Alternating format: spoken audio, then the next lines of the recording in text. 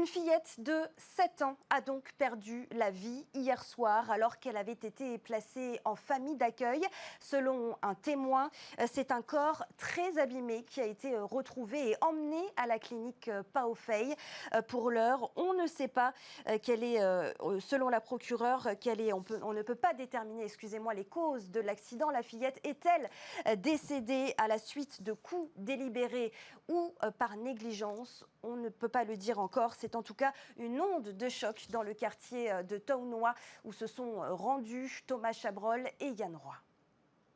Que s'est-il passé hier soir pour qu'une enfant de 7 ans perde la vie?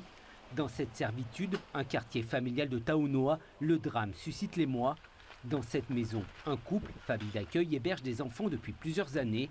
Cette habitante du quartier est proche de la famille et stupéfaite, c'est l'incompréhension. Maintenant, je savais qu'ils avaient 3 enfants en garde. On ne connaît jamais assez les gens, hein, je sais pas moi. Il n'a pas du tout la corpulence de quelqu'un qui maltraite les enfants. D'ailleurs, j'étais toujours admiratif en disant, dis donc, bravo, vous avez fait une bonne action en recueillant ces enfants.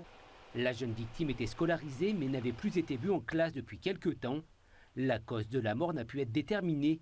L'autopsie devrait permettre de s'orienter vers un meurtre ou des violences ayant entraîné la mort ou encore de graves négligences. Le couple a été placé en garde à vue. La nuit dernière, les voisins ont entendu longtemps les chiens aboyer. Peut-être vers 10 h, aboyer. Je dis, c'est pas normal, il n'y a personne ou quoi? Ce matin, la police scientifique a investi les lieux pour plusieurs heures de constatation et de relevé d'indices. Les 2 autres enfants placés dans cette famille d'accueil lui ont aussitôt été retirés.